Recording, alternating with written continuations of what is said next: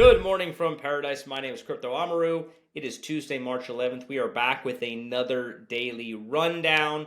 Today we'll just be talking general thoughts, feelings about the markets. I've been kind of going through it psychologically and emotionally these past few days. So we'll kind of talk through that. And I've come to sort of accept the state of affairs, and hopefully you guys can too after watching this video.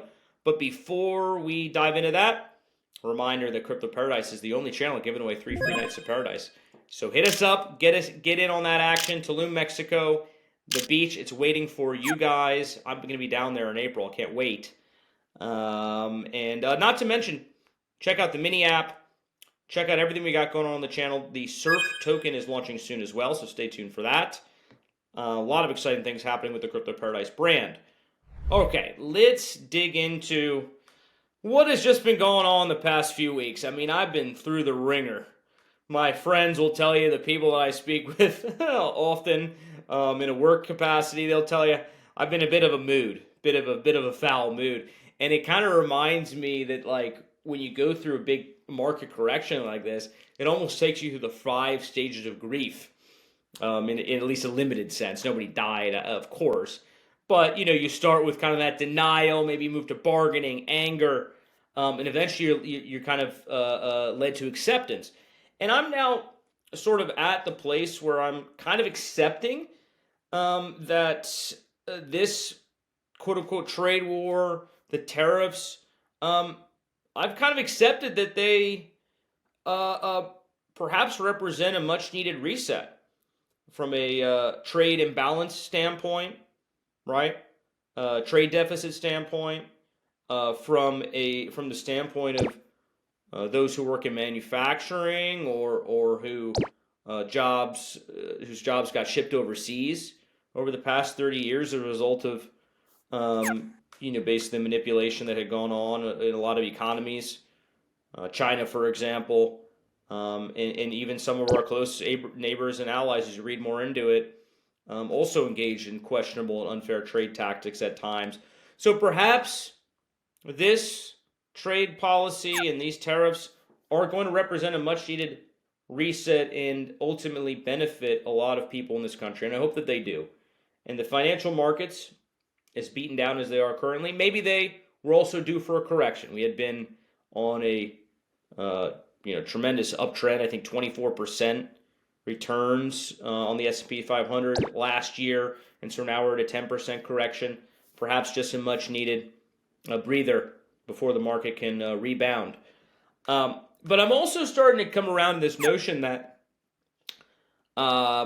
Trump perhaps was playing 3D checkers this whole time, and in a sense orchestrated this slowdown and the weakness that we're seeing, obviously, in the financial markets. I think we're going to see it trickling in to the labor market. You know, you can't fire that many people at the federal government without there being some impact on the labor market. And we'll see those reports coming out soon enough, how many people are now applying for unemployment and so on and so forth. Essentially orchestrating this in order to cajole, for lack of a better word, the Fed to cut rates, and thereby allowing the government to refinance its debt at a lower interest rate. That's sort of what the talking heads are saying may be at play here, and I'm coming around to that. I'm absolutely coming around to it. I don't know if that was essentially the lead strategy, or that was what was going through everyone's heads as this whole trade war meltdown was going down, and that was the, they talked about, hey, this is what we're going to do. Wreck the markets, fire a bunch of people, and then the Fed will cut rates, will refinance. I don't know if they had that meeting. They made it. They may have. Scott Bensett has sort of intimated that they did, and that this is a bit planned out. But even if it wasn't, I do think that's ultimately going to be the effect of all this. And of course, we know that lower interest rates are good for risk assets. And so I don't know when this is all going to go down. My feeling is that the Fed, look, they're traditional economists. If you think about their backgrounds, their education, they probably got PhDs from fancy schools in economics. And one of those sort of core tenets that you're taught is that tariffs cause inflation. And so they're going to likely stand pat and not cut rates yet because they're fearful that this round of tariffs will also cause inflation.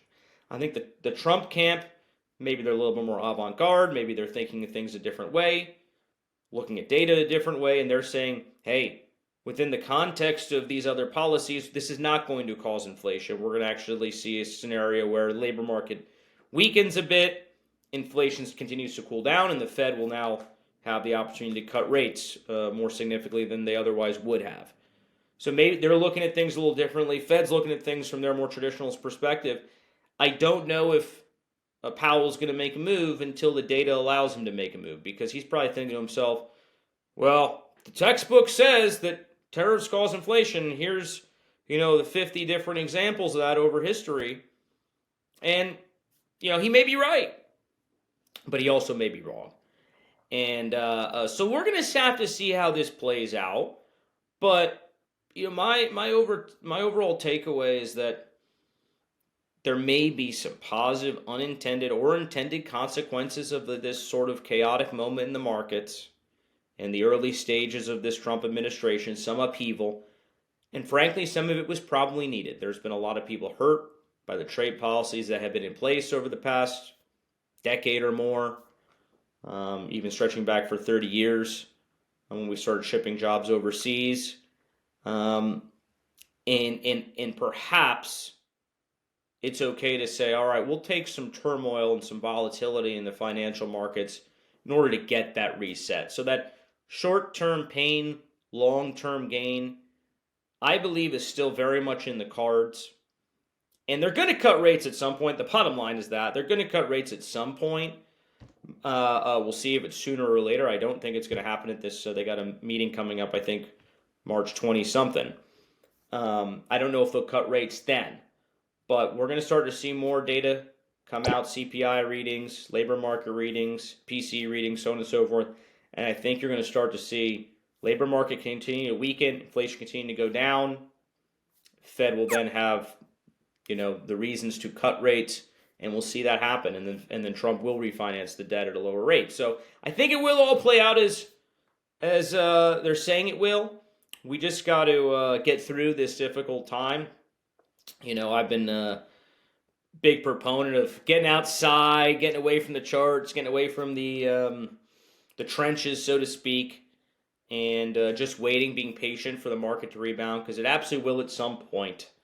And I've just sort of come around to a more positive view of everything. Last week, angry, pissed off. This week, feeling a little bit more acceptance, a little bit more understanding of this whole situation. So stay positive out there, guys. It's going to be okay. We've been through worse. We're going to make it through this. And until next time, guys, see you on the beach.